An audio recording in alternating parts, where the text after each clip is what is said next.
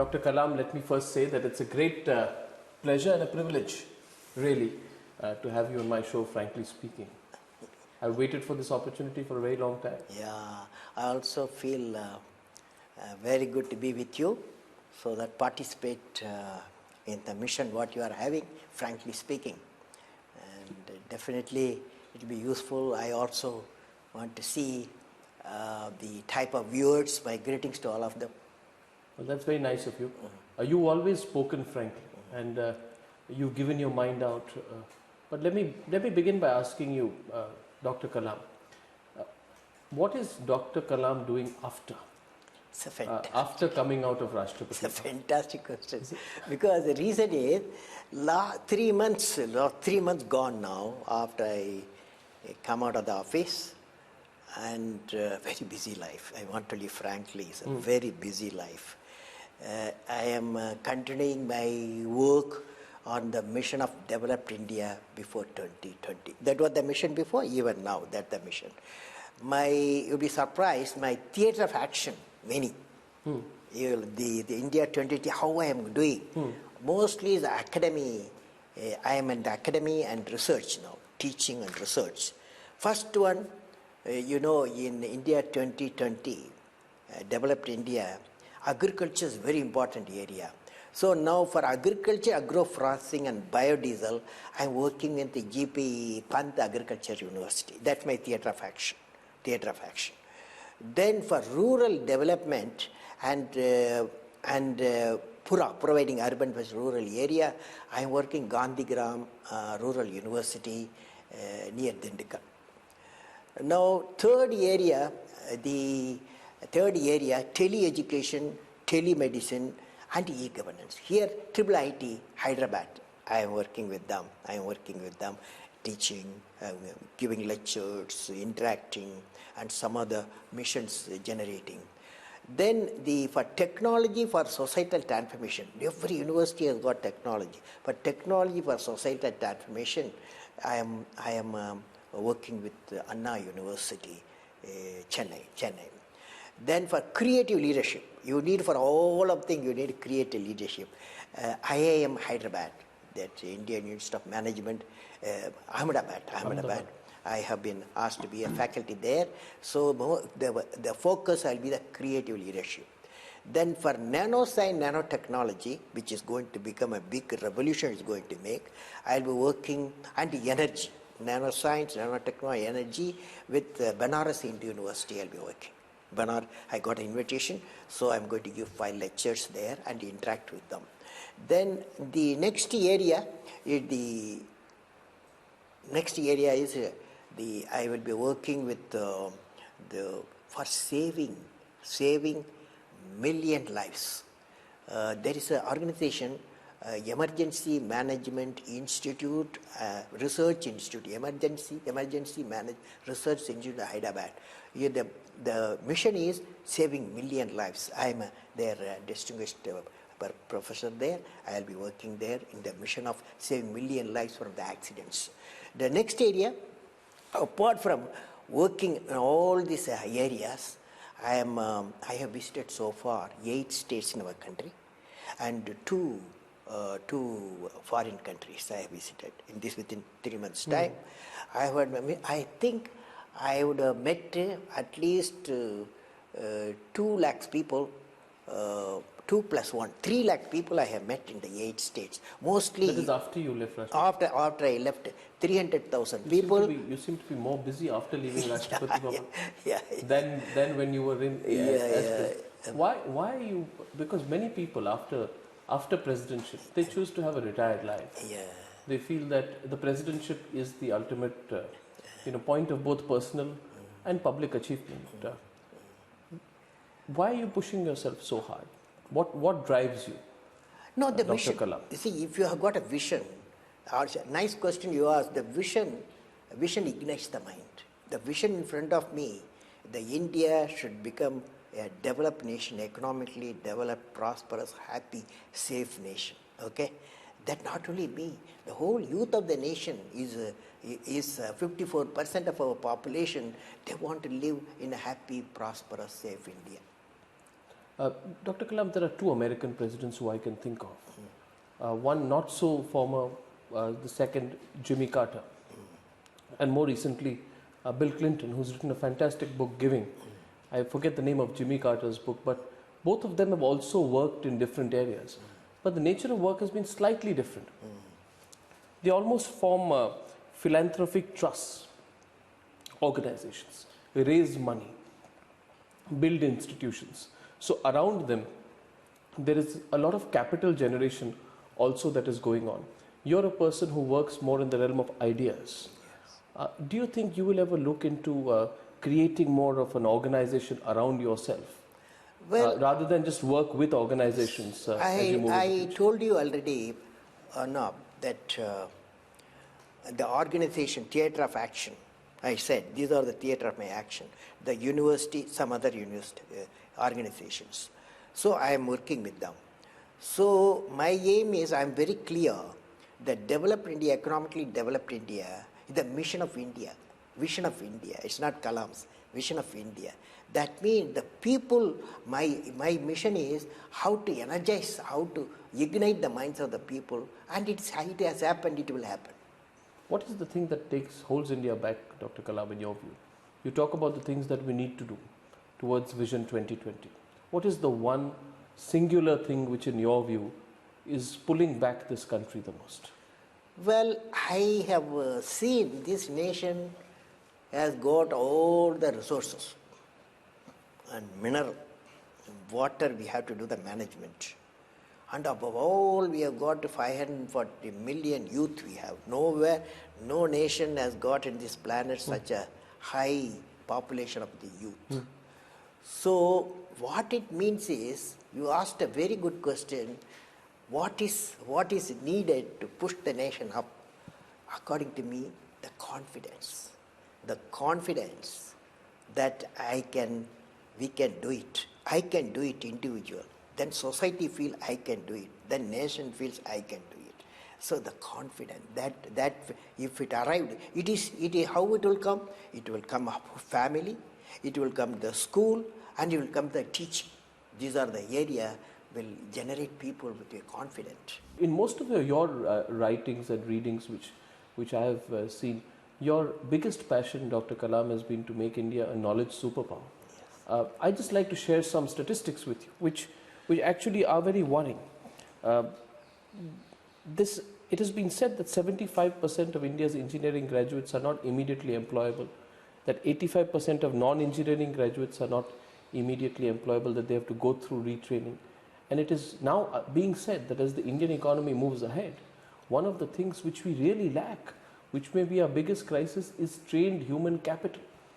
Isn't it ironical, Dr. Kalam? Because that was something that I'd like you to expound us. Isn't that something that holds India back? That while we want to be a knowledge superpower, we aren't developing our educational infrastructure enough in the right direction. We have, we have certain type of institutions.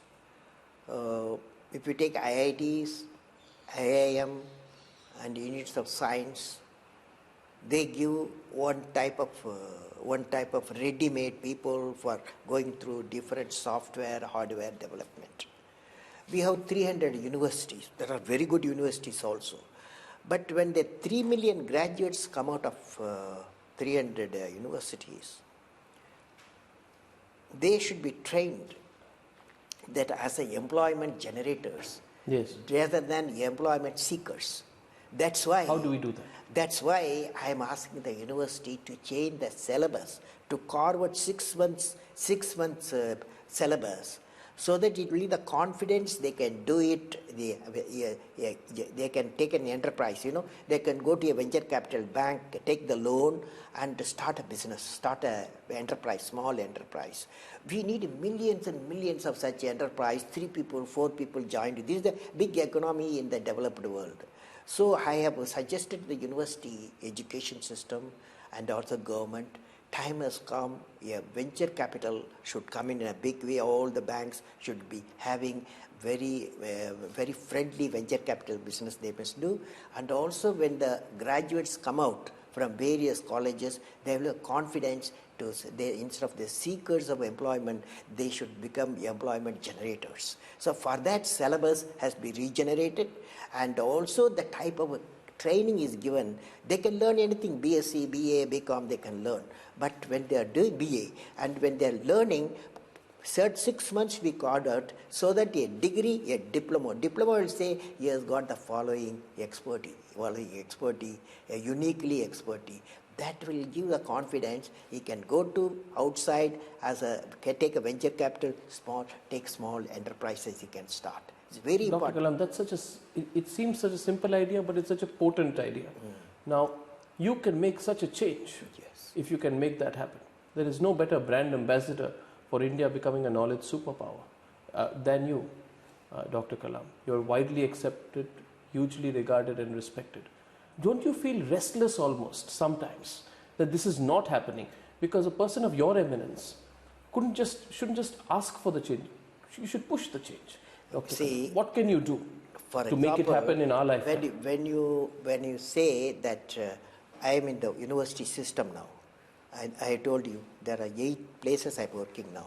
So definitely I will playing a very important role in the generation, in the proper syllabus, so that the people, when the graduates come out, they can be the employment generators. Now let us go to India 2020, developed India. Now the developed India, what does it mean? Developing, including the point what you have asked me, when you say economically developed India, it has got 10 components. I imagine 10 components. The first one, a nation where the rural and the urban divide has reduced to a thin line. You agree? That's very important. But there should not be, because there are nearly 600,000 villages we have. But it's not happening. No, it has to happen. It has to happen. That's the idea of telemedicine. I'm coming to telemedicine, teleeducation. That will give the connectivity. The next area is adequate access to energy and the quality water. Energy, quality water. This is the second area. This is very important. Third area, a nation where agriculture, industry and services sector work together in symphony. Now 3 directions. They have to work together in symphony. Each one assists there. For example, education and with value system is very important. Whatever we do, a nation where education, the value system is not denied to any meritorious candidate because of societal or economic discrimination. This is very important. Then a nation which is the best destination for the most talented scholars, scientists and investors. This all has to happen in a developed India. The next one, a nation where the governance is transparent. And responsive and corruption free. Now we may ask some question on that. A nation where poverty has been totally eradicated, illiteracy removed, and crimes against women and children are absent, and none in the society is alienated. Then I imagine a nation that is prosperous, healthy, secure, devoid of terrorism, peaceful, happy, and continuous with sustainable growth paths. Dr. Kalam, you are perhaps there was Zakir Hussain, there was Radhakrishnan, and then there was Dr. Kalam, who weren't professional politicians holding the highest office in this country. Do you feel, A, that your not being a professional politician helped your becoming a people's president? Because I'd like you to look back now and say that suppose you were a retired politician who became president, as opposed to a career technocrat who was chosen to become president. Does it make a difference in the way you think, in the way you approach things? See, I believe the following. Every president in the Rashtrapati Bhavan, I have studied all of them. From few of them politicians, few of them professional lawyers, few of them judges, and few of them for example, I am from the science and technology part of it. And varied spectrum they have come. Each one, when I study them, they have brought some core competence, left it there. Left it there. So it's the integrated effect of the core competence, Rashtrapati Bhavan, integrated effect of core competence. Now, if you say that uniquely you are what you call people's president, best president, all this if you say attribute it, I don't have a comment on that because it's a people's choice, okay? Only I can say I have worked in these following areas, I can say that. But did you deliberately, I mean, this epithet has not been made by you, Dr. Kalam, but it has come to you of being a people's president. Can you tell me in your own self-assessment, you're a man of such scientific temper, what is it that people saw in you that they called you a people's president? See, What was it about your term as president that they call you the only people's president? I tell you, as for the people's view on me, very difficult for me to say how they view it like that. Yes. Only I can perform. Only in various way I can perform. You can ask me what I performed, that's all, I can answer that question. Then you can relate that question to what people say. Yes. I want to understand your mind. I want to understand the mind of Dr. Kalam. Dr. Kalam, let me take you to some moments and I'd like to know from you what was going on in your mind and how you looked upon that moment when it was being lived on through you. First, I'd like to take you back to, I think, 10th or 11th May 1998, Pokhran 2. You were seen as, I know you may have been asked this question several times, but let me ask you again. When that happened, I remember a newspaper headline the next day said, explosion of self-esteem. You may remember that as well. How do you look upon that event, your own role, and what impact it has had on the India of today, since we are 9 years down the road?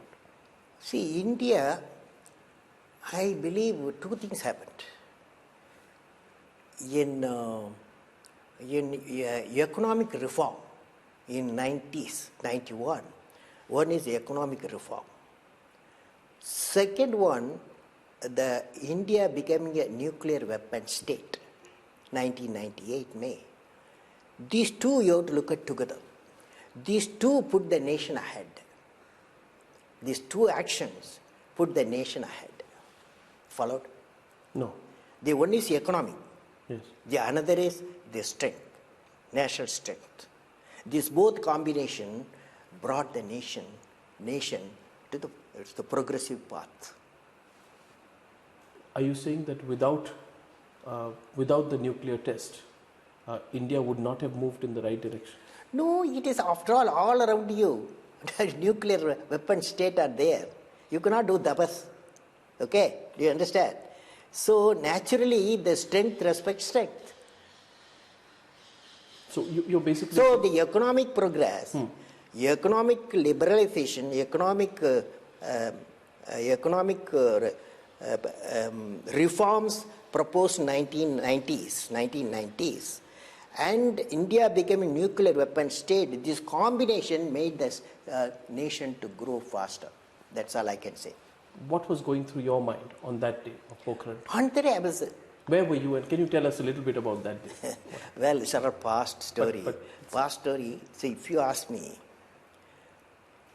see, the various elements in 40 years of life has taken place. Okay, in nuclear weapon India became nuclear weapon state also. An event, it's an event. You want me to say events? What happened? Yes. Number one, my team launched SLV-3 satellite launch vehicle. That was in 1980. Put the Rohini satellite in the orbit. It was a happiness. First time you see our own satellite launch vehicle in the country my team built. So I was very happy. Then Agni missile reached the target 1989. That also gave me a lot of happiness.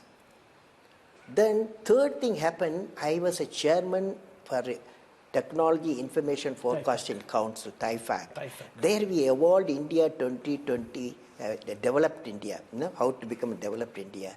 When that vision document put to Prime Minister and announced for the nation, that also great happiness. Then India became a nuclear weapon state. That gives also happiness. But you can ask me, Which is the fantastic happiness you got out of all this Yes. happiness? That's the question you are driving me. Yes. Fantastic happiness. You know, one day I was in my laboratory in Hyderabad. Then one doctor came. His name is Professor Prasad. He comes to my laboratory, sees a material used for as a heat shield for Agni. He touches the material, lifts the material. He says, so light, material so light and so strong. He took me to his hospital, orthopedic hospital. He showed me nearly 30, 40 people, young people below 15 years. They were having the calipers. He called FRO, calipers, wooden calipers, weighing 4 kilograms. He told me, such a fantastic material this you are having. Why not you help these suffering children? Then we moved it, we make a mold within a week's time. We made a calipers, 400 grams, 4 kilograms, 400 grams. The children wore that. When they wore that, within 10 days' time, children started running, such a light one. The parents were in tears. That tears gave me fantastic happiness. When you look back on your entire career, that moment was That more moment, important. the greatest moment for me. You know what I mean? The parents' tears, happiness, tears of happiness, that gave me the fantastic happiness to me. That's the highest level. That I'll call it Anand, the highest level. Dr. Kalam, in any person's career in life, especially of a person whose experience is as vast as yours, there are monumental events and there are some questions that remain unanswered. Now, you can choose not to answer if you want, but I want to take the opportunity to ask you a few basic questions.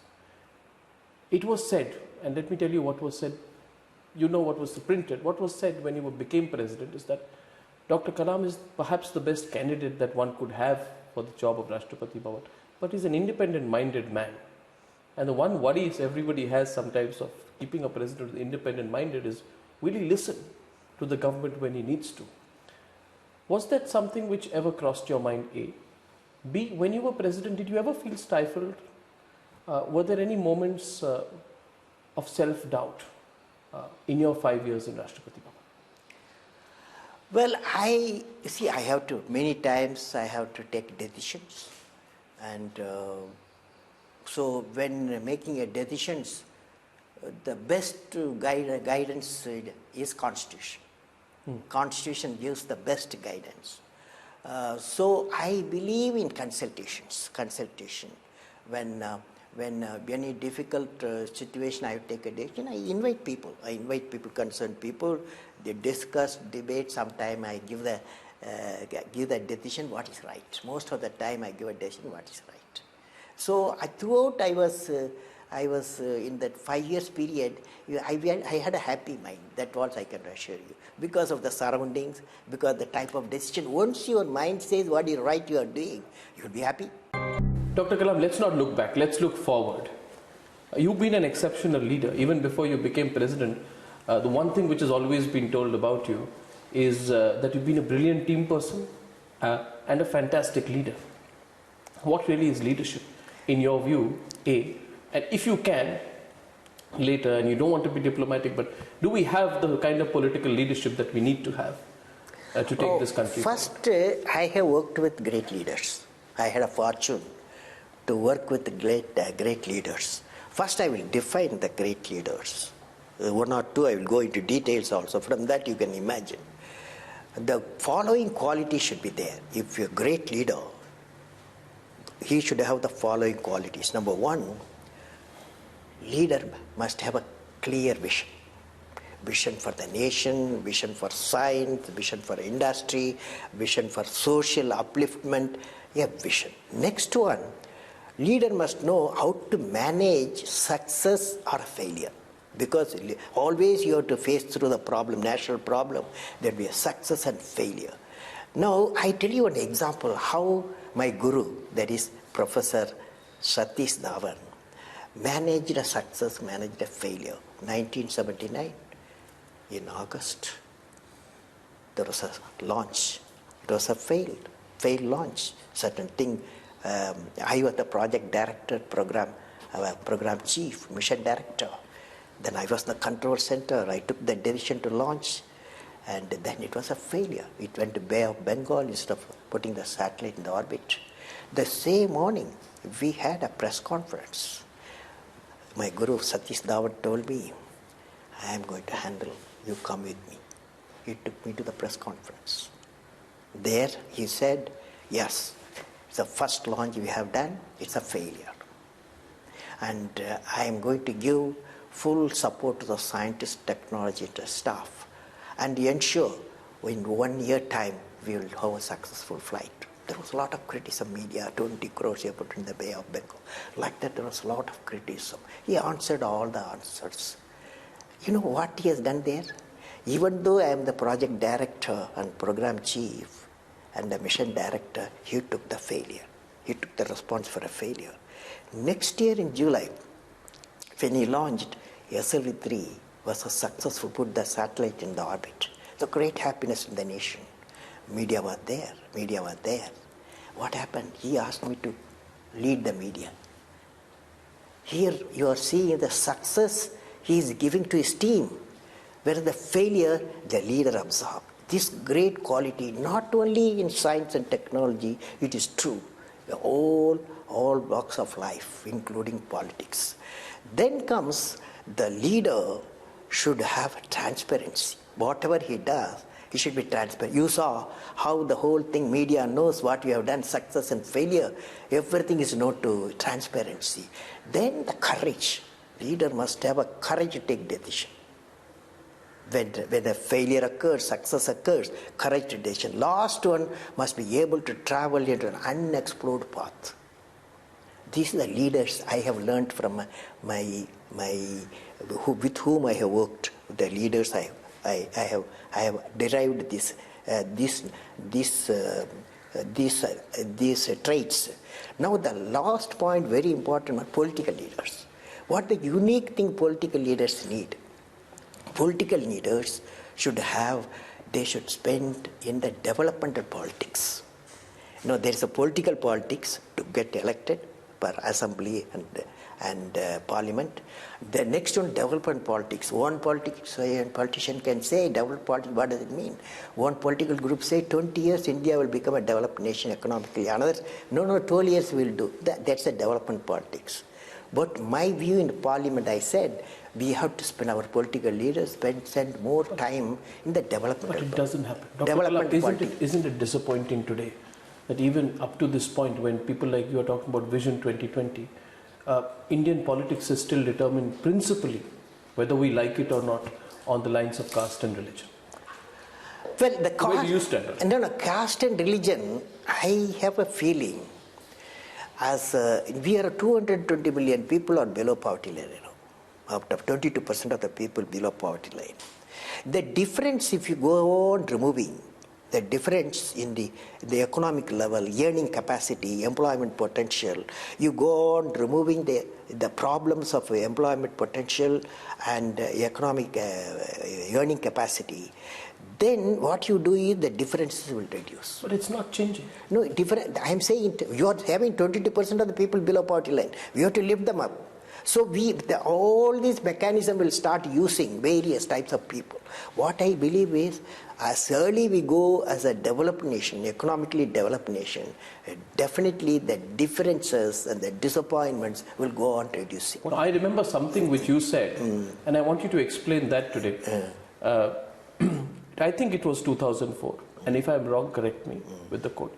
I remember you saying something to the effect that this country is not going to be judged by temple, mosques or gurudwaras, but by the quality of education, development and use of natural resources. This was basically the gist of something you said it in 2004. What was the message you were sending out? The message I'm saying is we have to build that India. When I was talking at that time, the context is I was talking India 2020. The 10 points I putting forth, the 10 points, how the nation will look like by the year before the year 2020, if it be a nation developed. At that point, I say we should concentrate. We should concentrate economic development, and that means the education, healthcare, and various economic activities should increase. So that is the most important thing. Always they decide who made the nation great by becoming a developed India. That's the bigger mission compared to any other thing. No, truly. No, there is no doubt about that. But were you also sending out a message to those politicians? That's the message. That is, you concentrate on a economic development. Economic development you concentrate.